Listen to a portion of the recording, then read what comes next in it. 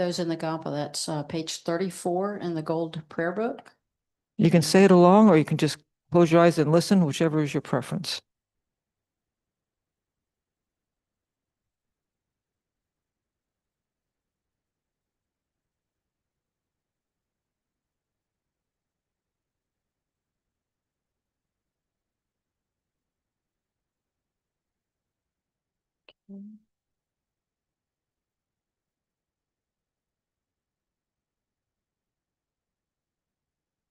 Just give me just a second to get it pulled up. Sure.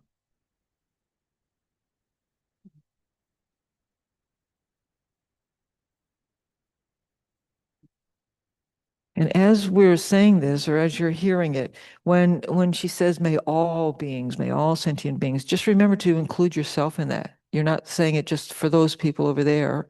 You is also you. So it's including ourselves.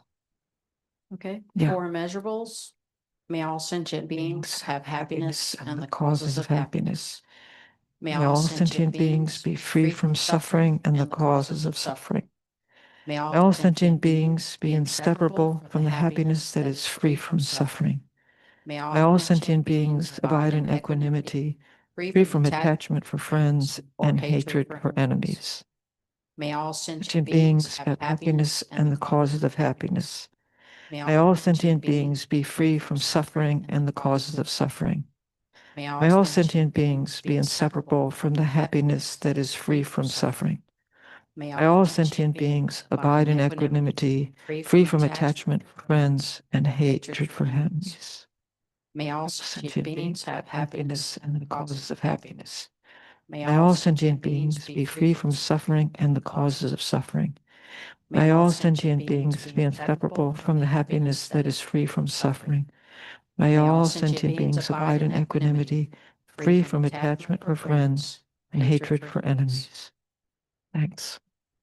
Okay, so get into a comfortable meditation posture. The most important thing is that your back is as straight as, comfortably straight, not rigid so that your other muscles are gonna start to ache, but that's a central channel.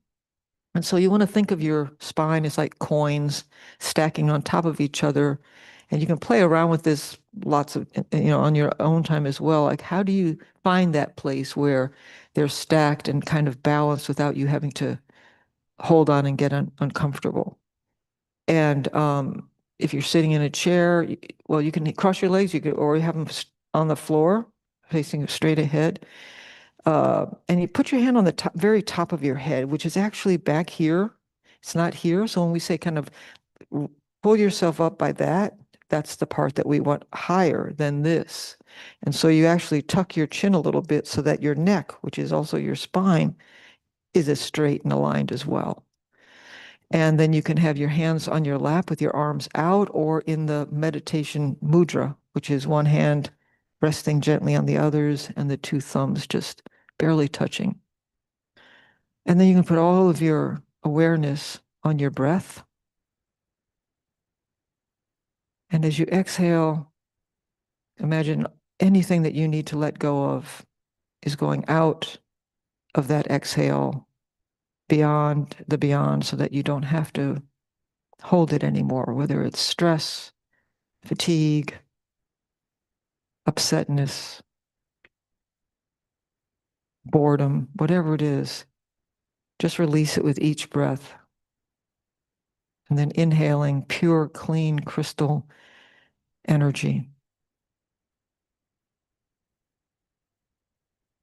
Imagine enlightened beings in front of you, and you're inhaling their energy, and then exhaling anything you need to get rid of.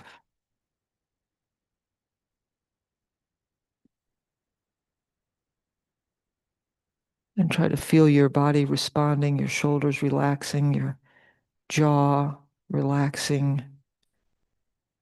If you get too relaxed, you can keep your eyes open a little bit to let some light in, to keep you a little bit more alert. You want to be relaxed and alert.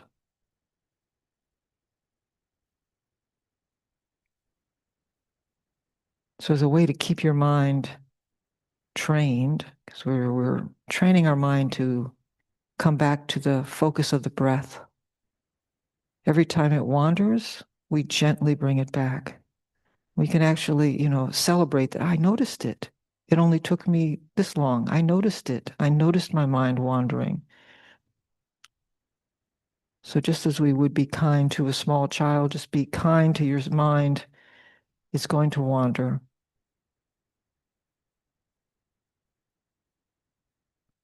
And as you inhale, exhale, you can count each breath as a way of keeping your mind focused.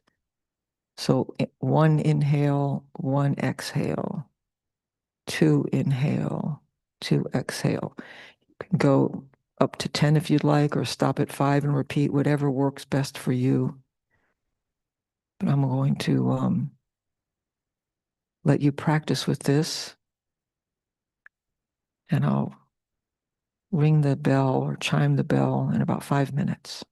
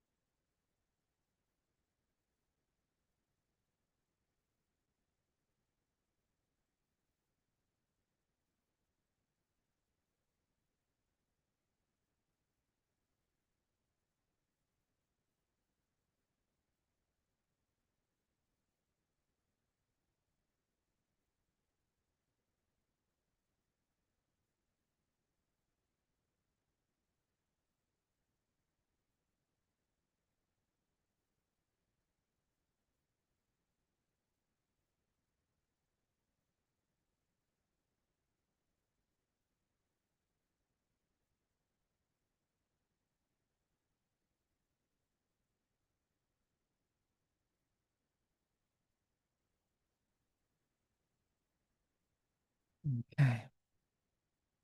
All right, so let's talk about samsara and nirvana and some of the definitions so we know what we're talking about here. I'm sure everybody's heard of the word samsara. And uh,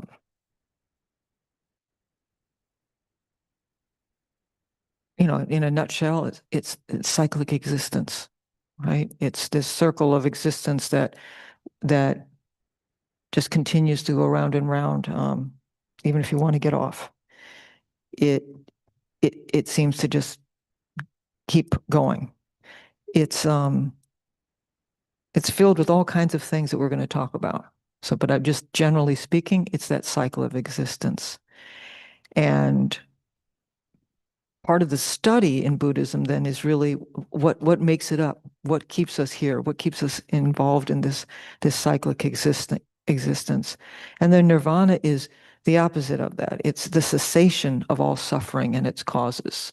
So if samsara is this cycle of existence that is full of these different kinds of suffering, then nirvana is the cessation of all of that suffering and its causes.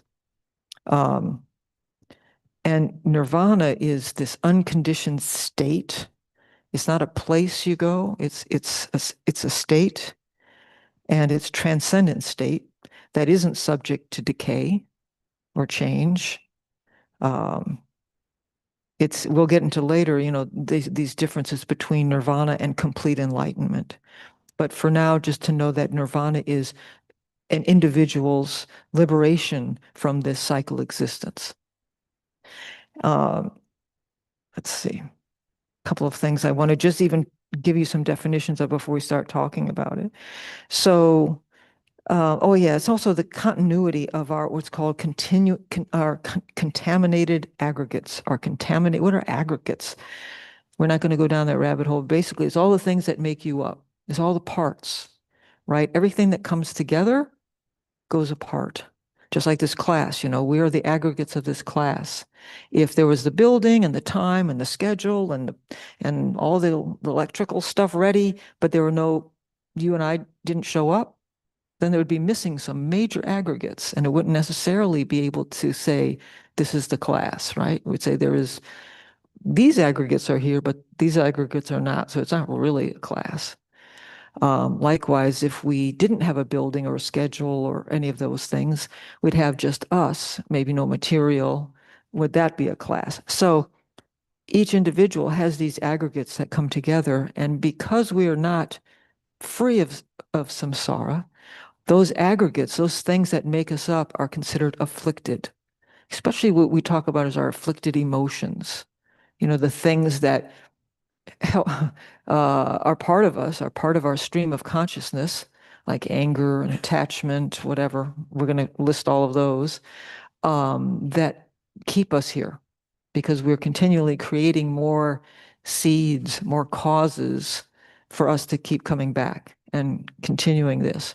Although, we're doing pretty good because we've created enough good things to be here talking about all this stuff. Whereas if we didn't have that, so it's not just meant to be like, oh no. And this is the thing that I love about Buddhism the most. Everything in it is meant to empower you. You're the only one to know, who will really know, because you know yourself, what do I need now? A little bit more of this stuff or a little bit more of this stuff? Maybe somebody really needs more to really needs more inspiration at a certain point. So then you would study those things. Maybe somebody else needs more to be a little bit more freaked out about something. They need a little bit more, like when you go to a driver's ed class and you watch all the videos about cars going off the roads. That's to scare the hell out of you, so you're a better driver. Some people need a little bit more of that. I wouldn't need any of that. I just need some help. So anyway, the whole point is to empower each practitioner so that you can reach this state of nirvana. You'll also hear the term renunciation a lot when we're talking about samsara. And I think in the West, we have a lot of misconceptions around that word. What do you think of when you hear the word renunciation? What pops into your mind? Or you in the chat can put it in there. Like what pops into your mind when you hear the word renunciation or renunciant? Letting go, renounce, anything else? Release. These are great. A lot of people will think of some more like to do without. People will think of somebody isolated in a cave. We have these certain ideas. And I heard this one great definition, which I'll share with you because to me it's perfect. Renunciation does not mean going away from the world, because that's what we think. Whoever renounced the world, I'm not going to touch anything in the world. It does not mean going away from the world. It means knowing that the world goes away. So if we know that the world goes away, and the world can be, a stand-in for our world, the things in our life, our world. If we know that the world goes away, how do we act differently? In my opinion, we hold things a little differently. Just like, when you go to a hotel room, you might really enjoy that hotel room, but you're not sad when you leave it, generally speaking, because you're there for a night or two. So you're going to enjoy the bubble bath or the extra large TV or whatever it is. But when you leave it, there's a different feeling. So that's kind of the way that I think of when I think of that definition of renunciation, knowing that the world goes away, you relate to things differently.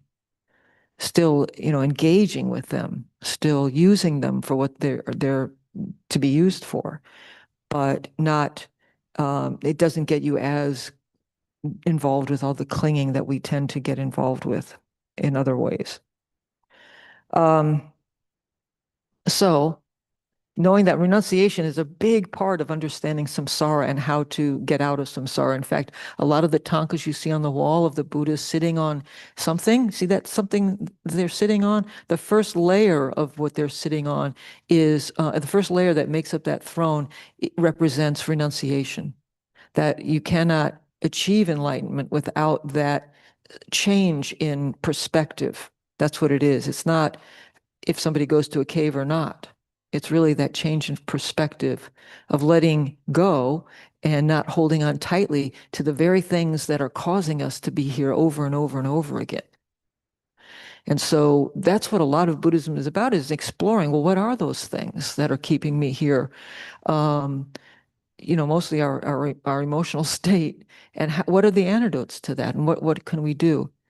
It's also, the thing that grows out of this muck of the lily growing out of this muck and dirt that I think it was Lama Yeshe who used to say, the juicier someone's samsara, like the more crap in that pond, the more amazing the lotus.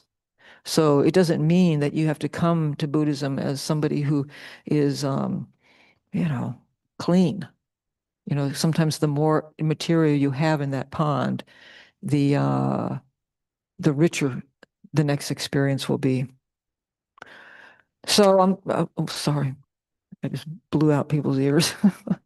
So then part of this too, this study of samsara is the Four Noble Truths, which I'm sure a lot of you, if you studied the path last time, you understand the Four Noble Truths, but I'll just talk about them briefly so we understand where we are and all of that.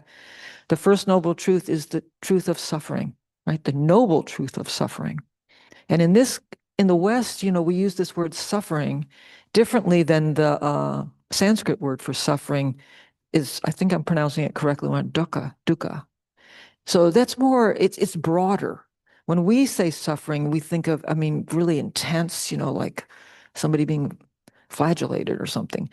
But it's really more unease, stress, the noble truth of unease, that this is not an easy place, right? There is unease in this. And we'll talk about, why do we need to know that? Why do we need to know that? That's the first noble truth, which everything else is built on. And then, and also, I heard this other teacher talking about, almost embracing that, not trying to like run away from all the unease, but embracing it in terms of studying it. What is it? I'm here. I'm here in this place that's full of all of this unease. I have a tendency to just want to escape it. So trying to just really get my head around the fact that that's what this is. I shouldn't be shocked. It's like sometimes I feel like, oh, it's like I've been in San Quentin my entire life, and suddenly I woke up and I'm like complaining about the food. It's like, I don't like the food here. Yeah, you're in prison. So I laugh at myself when I have that reaction. It's like, oh, yeah, right. The things that I'm complaining about are not new. They might feel new, but they are really, really not new. And all I have to do is go to like the history museum and see, they're really, really not new. So then the next noble truth is the cause of this unease. What's the cause of it? That's good news. There's a cause, because otherwise it'd be really, really depressing. So there are causes for all the different kinds of suffering that we're experiencing. And because there's a cause, there's the third noble truth, which there is a cessation to suffering or to unease. There's a way out. So it's kind of like, oh, I'm in prison. First noble truth. Oh, there's a reason I'm in prison. Oh, there's a way out of this prison. And then the fourth noble truth is the way out. That I'm going to now practice getting myself out of prison. And if I elevate this to the highest motivation, I'm going to get out so that I can hold the door open and get you out and get everybody else out. Nobody needs to be in this prison. So those are the four noble truths that are, we could talk about it in this very condensed way. This is the accordion file I was talking about. Or we could talk about this all year long, and there'd be so much material in each one of these truths that you would never run out of something to really look at and explore. And so then this is where I usually write things on a board, but it's easy for me to just tell you, and then people at home don't have to worry about me going off of the screen. So there's three sufferings that we usually talk about, three types of suffering. They fall into these categories. One is just the suffering of suffering. So it's very obvious. Even an animal knows the suffering of suffering, right? You have a headache. There's lots of physical ones. You fall down, but there's other ones like you crashed your car. So those are obvious, the suffering of suffering. And then there's the suffering of change. So let's say I walked here from work and I've been standing up, walking, I'm really, really exhausted, and I can't wait to sit down. And so when I sit down, it shifted in from that kind of pain and suffering of standing up and walking for too long to this relief from that, this relief from that kind of suffering. But then if I sat there long enough, and so then there's that relief and that happiness. And then it kind of moves into a middle ground of just neutrality, of equanimity. I'm not happy anymore, or the pain is already gone. And now I'm just in this middle state. And then if I sit there long enough, now I have a different kind of suffering. If I sat there too long, I start to get sores on myself, right? So that's what we mean by the suffering of change, that nothing is ever completely reliable here. That, you just you just get the temperature right. And now, wait a minute, now it's a little too hot. I'm always amazed at how sensitive I am to like just these tiny little changes, right? Now I'm too cold, now I'm too hot, now I'm too this, now I'm too that, now I'm too full, now I'm too hungry. That there's just there's no reliable way to just rest, because even that rest will turn into suffering. The thing that we think is going to bring us the most happiness, I see this all the time, like, okay, I'm going to go on this fantastic vacation. All those people, those Christmases ago, who went to Indonesia, and then there was that tsunami, right? So the very thing that is giving you pleasure could also bring you intense suffering, intense suffering. So that's the suffering of change. And then the third one is more complicated. We'll talk about it as we go on, but it's the pervasive compounded suffering, which basically means I have all the conditions for suffering just right here in this little body. So even if I've sat down and I'm now comfortable, if somebody pulls a chair out, all the things that are me, that make up this person me, if I fall down and break my hip, now I'm back to suffering. So we'll talk, it's a little more complicated than that, but that's it in a nutshell, that I, in this incarnation, have all the components available to me all the time for suffering. I haven't escaped them. And one kind of a metaphor I like to use when thinking about suffering or unease and how to change that, how to liberate ourselves. Think of like you have a thorn in your hand. And that's samsara, right? You have a thorn in your hand. Sometimes you don't even notice it sometimes. You have your other hand and you can, tape it up or take an aspirin or whatever and go ahead and really enjoy the day. And then at night it might throb a little bit and you're like, oh yeah, I have a thorn in my hand.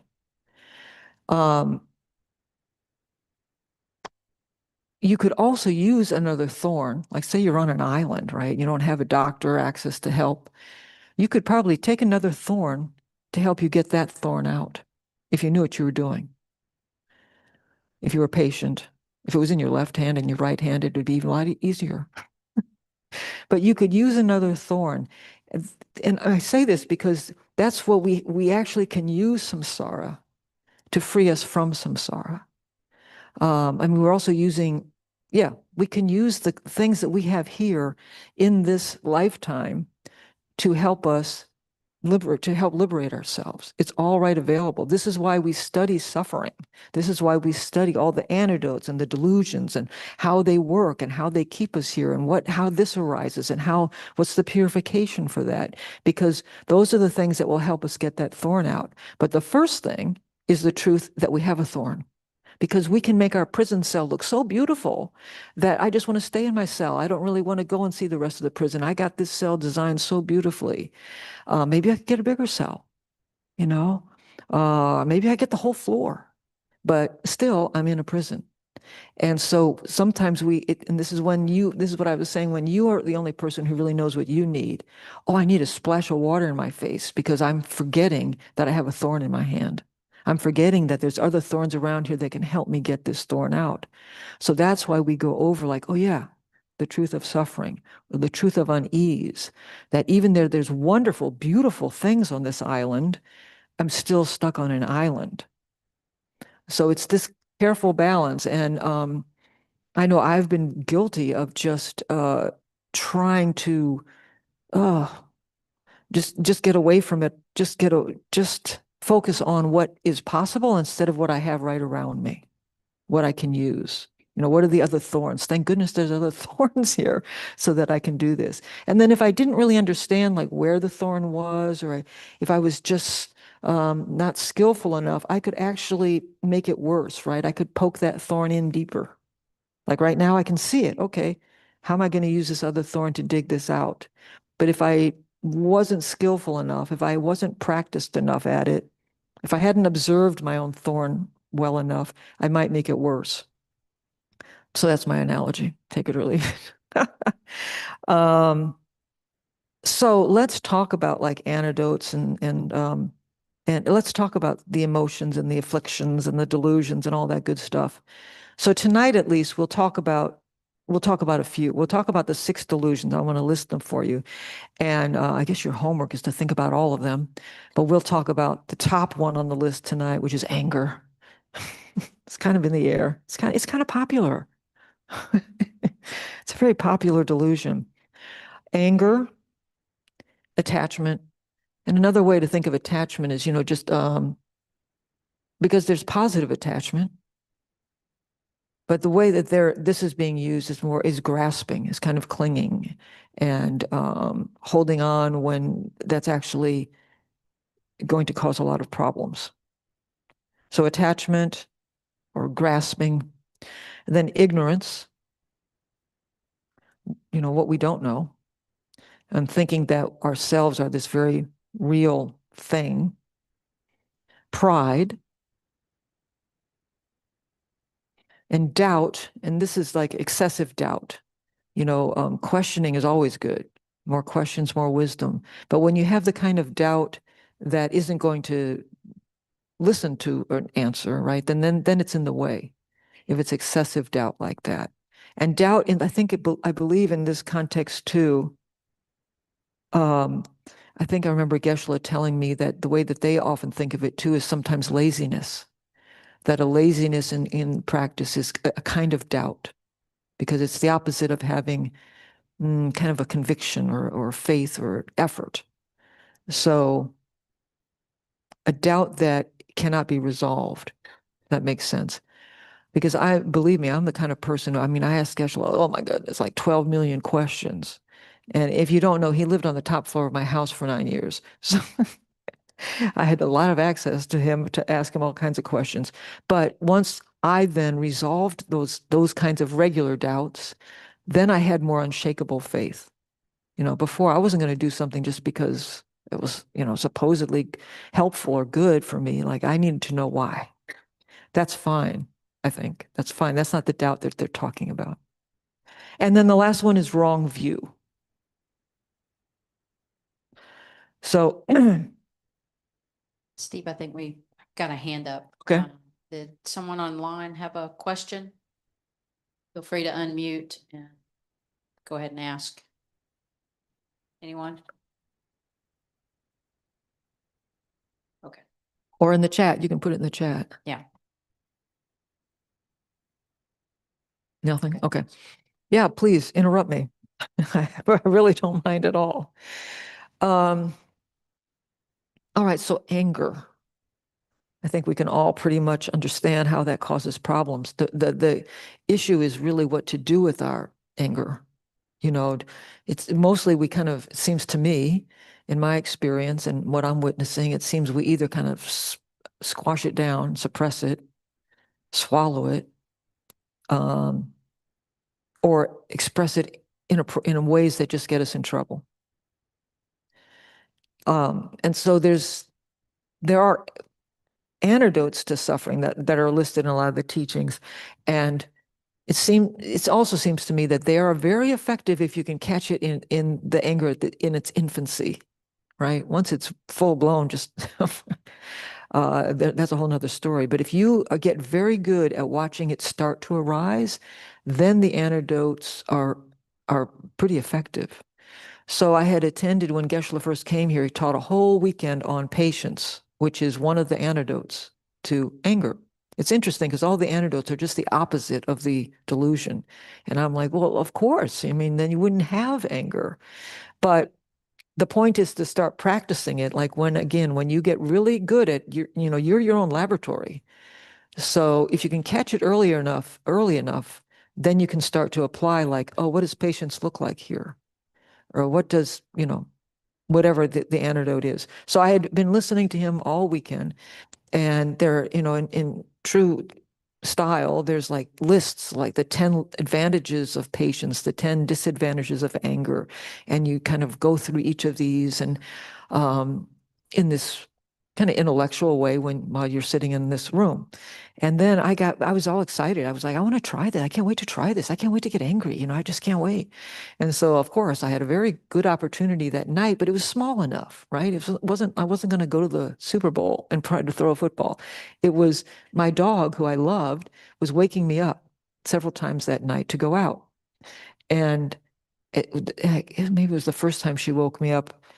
I thought, oh, this is a really good chance. This is a good chance, because I was annoyed. It was like 2 a.m. And so I did. I thought, okay, this is a chance for me to expand my patience, because I remember Geshe-la saying that try to remember that whatever's just happened, like my dog waking me up, has already happened. I'm already awake now. If I get angry, that's only going to make me stay awake longer. This has already happened. So what benefit is going to result from me getting angry? And it was early enough, and it was with something I really loved. So I could just kind of okay, yeah, I'm watching my mind, Go out in the backyard, let her pee, we go back inside. An hour later, she does it again. And this was time it was a little harder. But I talked to myself the whole way out there, because again, I couldn't avoid getting up and taking her out, right? So that was, then when I have a little confidence, then I grew a little confidence in my ability. I need to get back into that practice, by the way. But I saw how if I could catch it earlier enough. And so now I try to look at what are the conditions that are super ripe for me to get angry. And can I can I practice enough when I'm not angry so that when I see those in front of me, I can start to apply it in advance. But I think one of the biggest problems is just swallowing it. And so, it's important to say, I'm feeling anger. I'm feeling angry.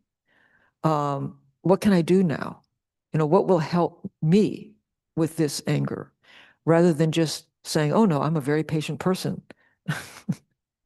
So I want us to do just a brief meditation on our own anger, and then we'll have a chance to talk to each other about it. So get back into a comfortable position and check your posture.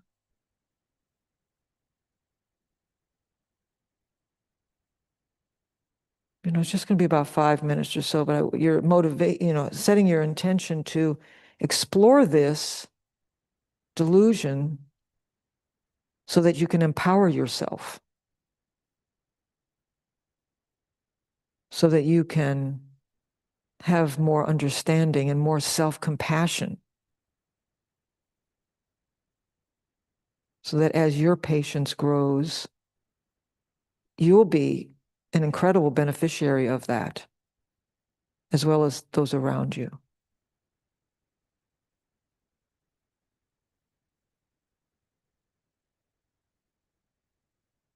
And just take several deep breaths and feel yourself here.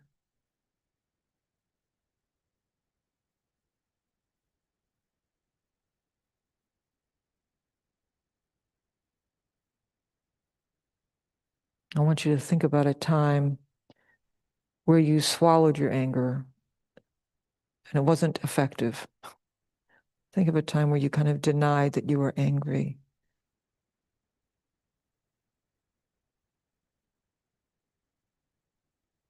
How did your body feel?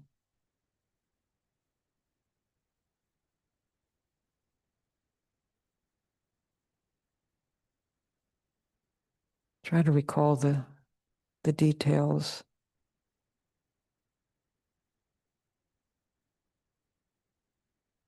Your intention was probably good,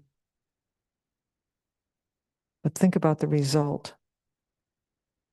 What happened as a result of suppressing, not acknowledging your own feeling?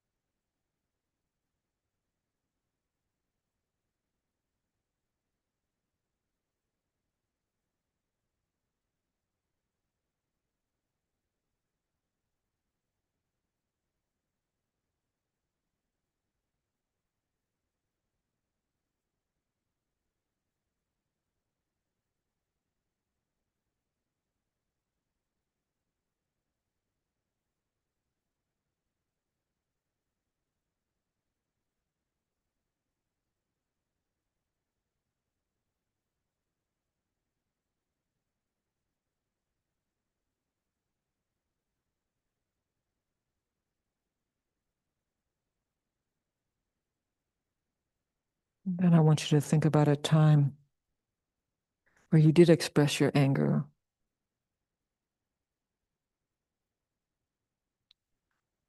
Where did you feel that anger in yourself, in your body? What happened as a result? What were some of the consequences?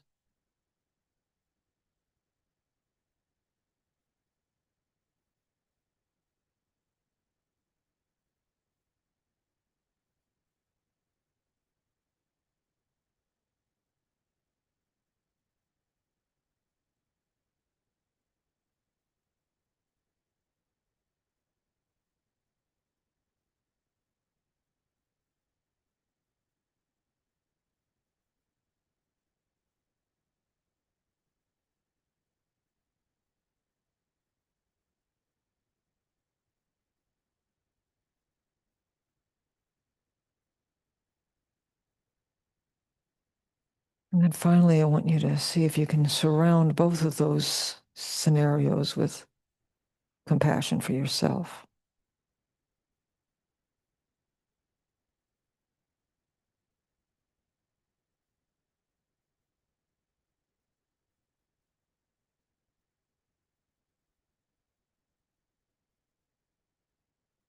And compassion for everyone involved.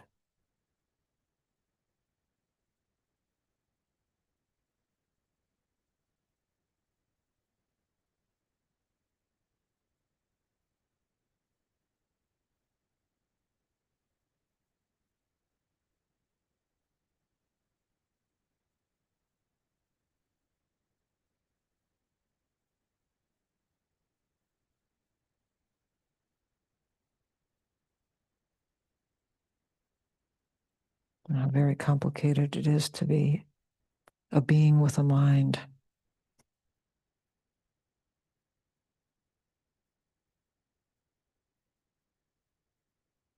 Okay, and then slowly open your eyes. And I'm going to ask you something that's really probably maybe not what you want to do. What if you could get into groups of like 3 and just share whatever you want to share with each other, 3, 4, whatever.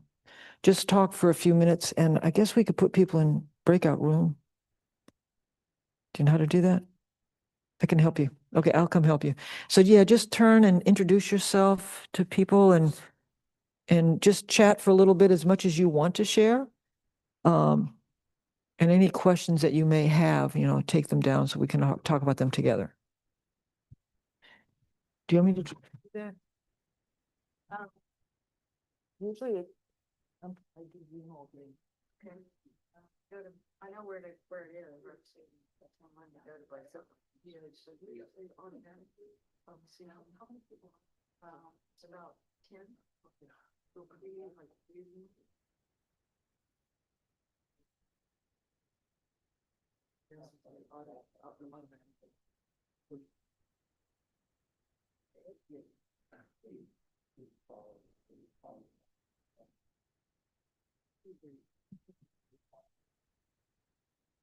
Okay, for those of you on Zoom, I'm creating breakout rooms for you. There you go. So, okay, so you should be able to join your rooms and just talk amongst yourselves, your assigned cohorts there in your room. Okay, and then when Steve gives a signal, then I'll close you out. Okay, thank you. I learned something new myself today. Thanks. So would you repeat our assignment again? Yeah, just to talk as much as you want and share what that exercise did. Okay, to talk as much as we'd like about our meditation and on anger. Yeah. Yeah. Okay.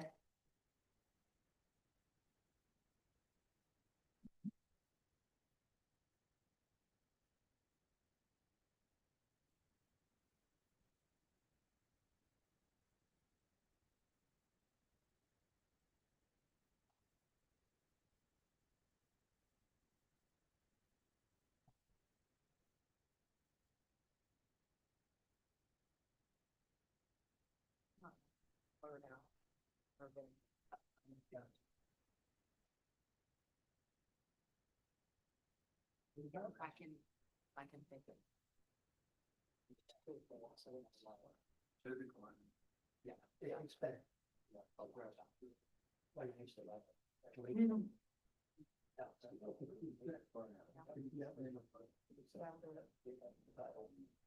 Yeah, just on normal everyday things. I try to. I'll walk away. Yeah. So now I'll say anything. I think I like it. Just saying, you might know what.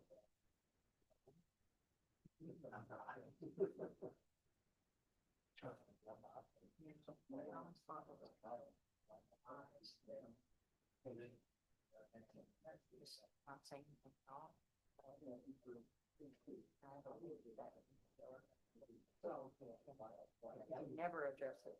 Yeah, but that you mentioned, that's another one. I said no.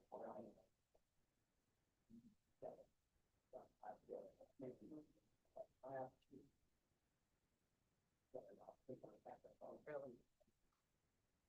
We all have our little variants.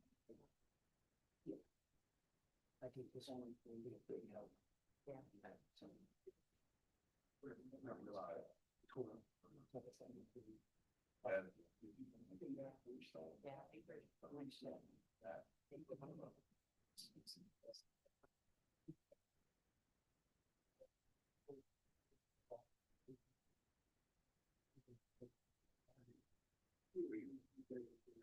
Right.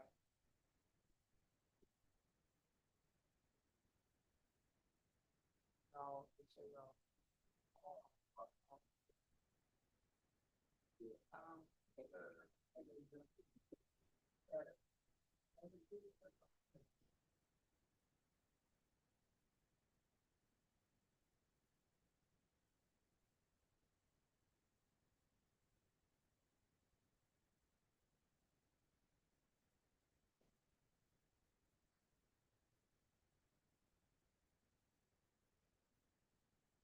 what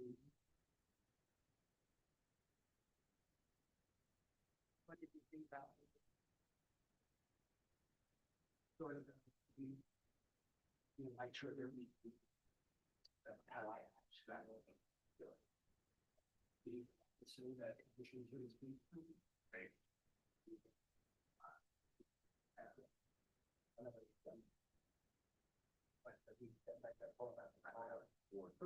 You're trying to meditate your mind on all your thoughts like that.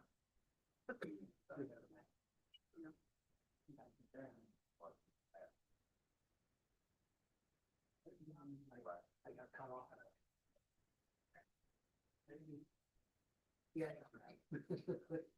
I got. I let it go. Yeah. So I think it might be better if we try to.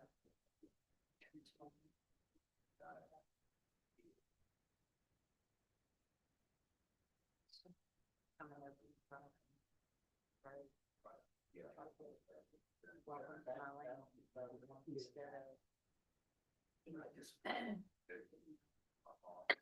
I was totally not you know here. Like, and I was looking at something and it's not trying to go to. And somebody, I got the somebody behind. You tend to go, all right.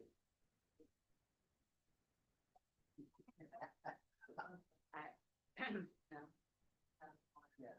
But on the way here, you know, and I felt it go.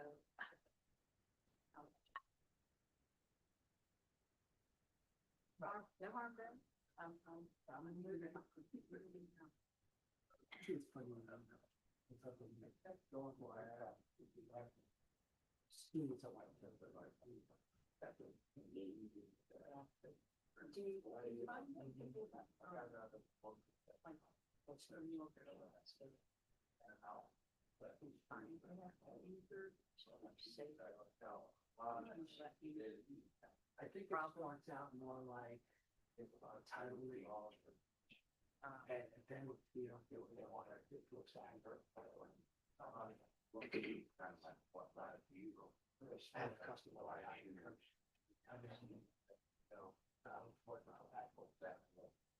we need to get I'm from New York. I have both happening. You don't get it like what it's trying to say. All right. So you do have that.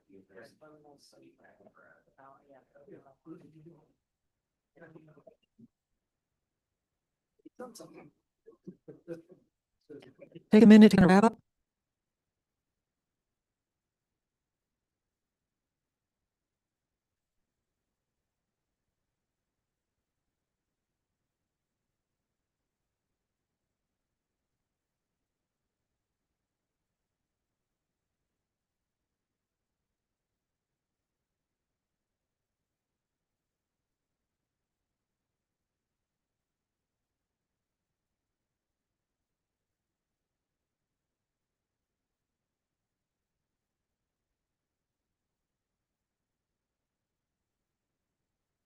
Okay, so you can bring them back. You can, I think when you hit that, they have like 60 seconds to come back or something when you close the rooms.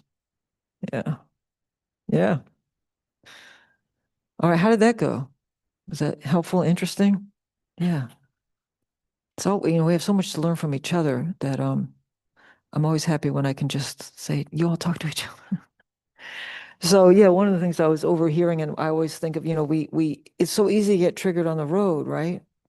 And I think it's for me, it's like I'm carrying other anger around that I can't express or I'm not looking at from the news or from my job. And then I get in my car and just some the tiniest little thing, and I'm like, it really has very little to do with that.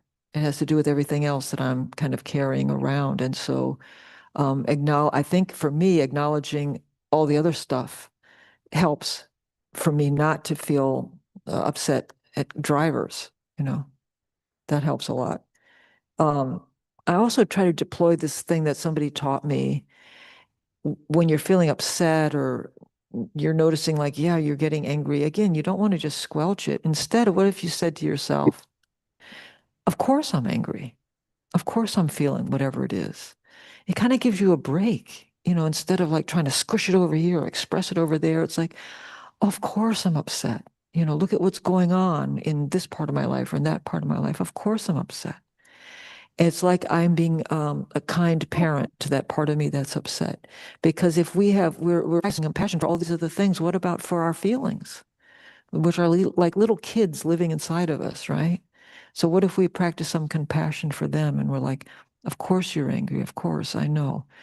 Um, it just help it for me, it does two things. It helps me acknowledge that I'm feeling that, and it also makes me feel like a big self hug, and then I don't have to just like get bent out of shape as much. It's that acknowledgement that I think sometimes I'm looking for, and I can give it to myself. Anything that you all felt like was interesting that you want to share with the whole group, you can say it and I'll repeat it, or you can.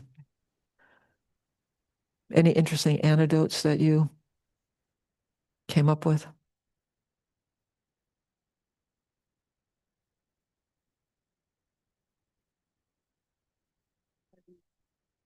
Oh, pretty much letting go, Yeah, letting go. transforming that something positive. Okay. Celebrate the fact that you succeeded in letting it go. Okay. So trying to let it go if you catch it early enough, right? Letting it go and then celebrating that you succeeded in that effort. Yeah, absolutely. The celebration, that's the rejoicing part. It's in, yeah, yeah, that's fantastic. I think that also comes like when the conditions are ripe, like say driving, if the conditions are ripe for feeling annoyed or aggravated or angry. Um, Anybody have experience with like, okay, so I'm not going to just lose it on this person that I'm upset with, but I am going to express it. I'm going to talk about it. So we talked about either squelching things down or like letting it out in an inappropriate way that caused problems. But, there is also like the conversation about whatever's going on. That doesn't have to be a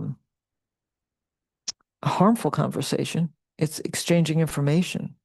So I work as a mediator. So I mediate very challenging custody disputes, and also more recently, when children have been removed from the home and they're going to be adopted by their foster family, a conversation between the biological parents and the foster parents to see if there's going to be any contact.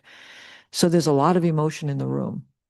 And yeah, the expression of it inappropriately causes a lot of problems. But people have a lot of, history and difficulty, and there's things that they need to express so that it doesn't keep repeating. Um, and I've seen people been able to navigate that. It's tricky, it's complicated, but it can be done. So that's that kind of middle way of how are you going to be able to, how are you going to navigate your own if your body is trying to tell you something like this is too hot or this is too cold or that you shouldn't put your foot like that, it's going to hurt, then also our emotional body is telling us something, right? And sometimes the answer, and I've heard Geshe teach on this, is sometimes sometimes it's just moving away from that object that's creating this.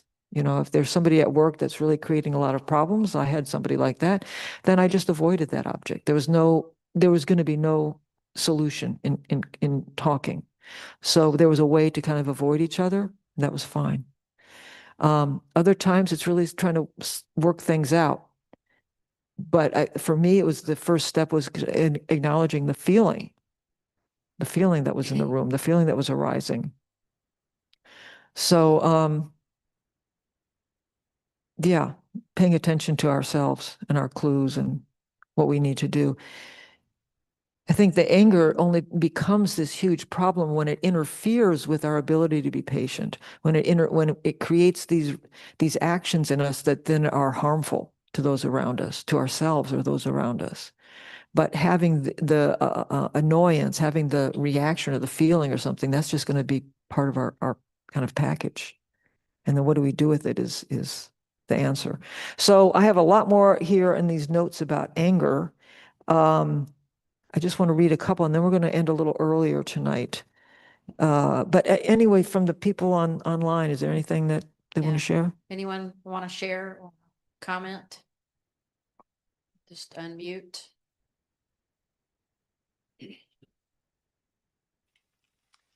I have a comment. All right. Just thinking about a situation, a person that I've had my anger reactions to, but I take a long time to I've taken a long time to it's like I don't react. And like, is there a reaction that's needed? And so the comment is that often I've I've asked the questions like, what kind of kindness can I do? So it's like, is there some kind of kindness I can do? Mm-hmm. And that's regardless, it doesn't have to be in the context of whatever stirred me up. Mm-hmm. So But the question is what kind of kindness you can do to the person that you're upset with? yeah. Yeah.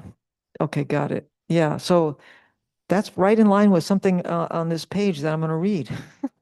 Thank you, Tara. Yeah, thank you. So the list and maybe you're going to hand out, maybe on the website, there's some of these things that you can read as well. So one of the antidotes listed is to cultivate loving kindness.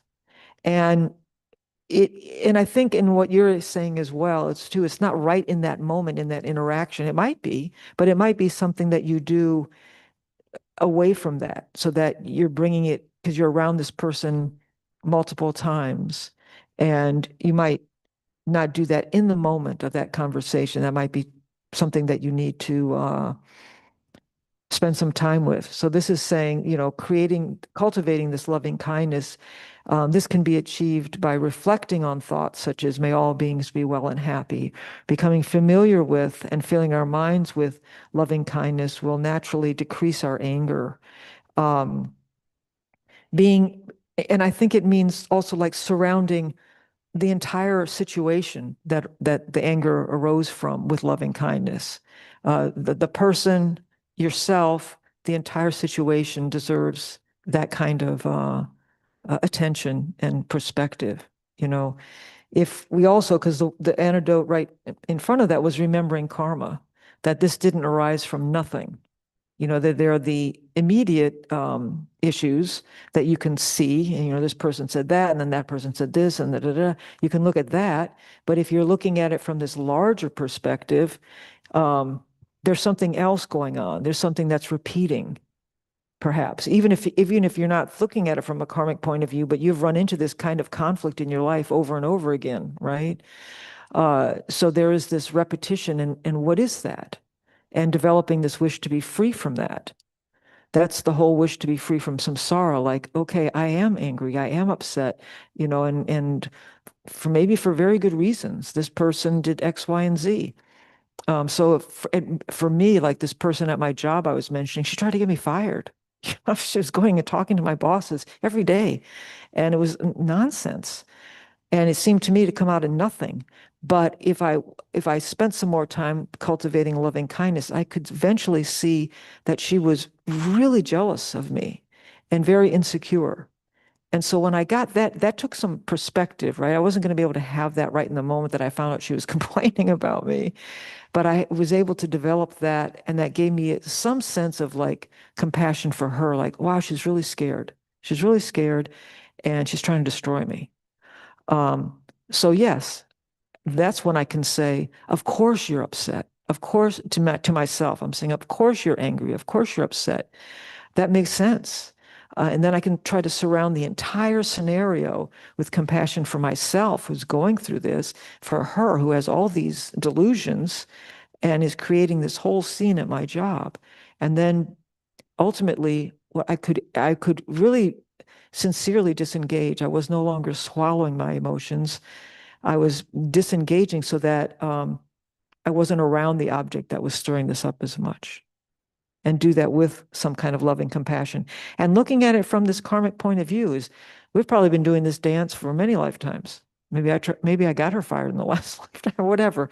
It just helps me look at, there's this long chain of events that I want to disrupt. I'm the one that can disrupt this now because I'm the one looking at it this way. So I can try to do something differently here. And then also remembering impermanence, that this can be changed because things are impermanent. I can actually affect this, even if it doesn't completely break the cycle. I can be different in this. I can have a different mindset toward it. We're both going to die. Everything's impermanent. The good thing about impermanence is we're not going to be working together forever. And also that I can actually do something to change this. And there was something else kind of related to karma. Oh yeah, that whoever is our quote enemy, or who we're upset with, is really a mirror, right? So this person I'm talking about, it's really funny because she was like my shadow side. If you've ever studied anything about shadow side, right? It's the part of you that you don't even think you have. So that's why it's your shadow, like, because I see myself in this way. And so I see myself as, very cooperative, this mediator. I'm pretty quiet. This person actually has the same first name as me. My real first name is Stephanie. So she also had the name Stephanie. So it's like, wow, this is ironic. She's like totally my shadow. She's very loud and assertive and aggressive and not interested in cooperation and or mediation. And so I can see it instead of like, oh, she's bad, I'm good, or I'm good and she's bad. It's more like, oh, we're mirrors for each other. This is this opportunity to look at this person who is my shadow side and see, where do I have some of those things? Where have I swallowed so much of my anger? She's this person who's like a bully and out there with all of her anger, right? And I'm this person who has a very hard time expressing that. So it's just an opportunity to start to really take a look in the mirror with compassion. And that's why people say that that's your teacher. That is absolutely your teacher and your opportunity. So, again, if we look at everything as opportunities also to empower us and to try to see just where that thorn is, because anything that's kind of jangling us is really that thorn in our hand. It's like, oh, it might not hurt you because you have a thorn in a different place in your hand, or different depth, or a different kind of thorn. But this one hurts me because this is my thorn, right? And so it doesn't exist entirely in that other person. That's why we talk about emptiness in Buddhism. All of that stuff that I was feeling doesn't exist entirely in that other person because other people get along with her really well. And she, so it's the perfect opportunity to study my thorn, the perfect opportunity. If I can acknowledge that I have this anger and acknowledge that I have some of the same qualities she has that I don't like. So we're projecting stuff onto each other and it's working in this negative way. It's working. And so now what can I do to take a real clear look at this, study it, and try some things that are different that'll help me? So that's kind of the more long range scenario that you can really dig into and study. And then there's the person who cuts you off in traffic. They're all related. They're related to us. All right. So now for dedication, what we're going to do is we just spent a lot of time looking at stuff. So we have created some positive energy here. And then what we do in Buddhism is we dedicate that because nothing's ever lost. We just spent all this time. We spent a Monday night. How many other people on Monday are getting together now and talking about their delusions, you know? So just like when you congratulate yourself for some effort that was successful, congratulate yourself for this. And now we have the opportunities to dedicate that collection of merit to wherever you want to see it ripen.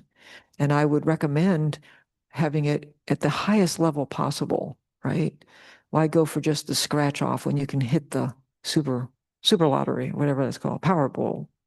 All right, so we're going to recite the part of Shanti Deva's prayer in the prayer book, but also personally think of like how you want your merit to ripen, you know, so that you might realize emptiness and achieve enlightenment as quickly as possible to get yourself out of this prison and the rest of us as well. It's going to be on page 246 in the Gold Prayer Book. And give me just a second to pull it up online.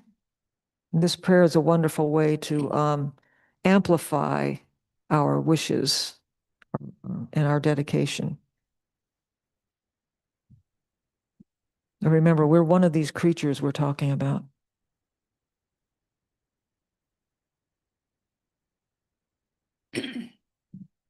Okay, can everybody see that okay? All right. May All beings everywhere, plagued by sufferings of body and mind, obtain an ocean of happiness and joy by virtue of my merits. May no living creature suffer, commit evil, or ever fall ill. May no one be afraid or belittled with a mind weighed down by depression. May the blind see forms and the deaf hear sounds. May those whose bodies are worn with toil be restored on finding repose. May the naked find clothing, the hungry find food, may the thirsty find water and delicious drinks. May the poor find wealth, those weak with sorrow find joy. May the forlorn find hope, constant happiness and prosperity. May there be timely rains and bountiful harvests. May all medicines be effective and wholesome prayers bear fruit. May all who are sick and ill quickly be freed from their ailments. Whatever diseases there are in the world, may they never occur again. May the frightened cease to be afraid. May those bound be freed. May the powerless find power, and may people think of benefiting each other. For as long as space remains, for as long as sentient beings remain, until then may I too remain to dispel the miseries of the world. Thank you, everybody, for your attention and your good energy. And I'll see you next week.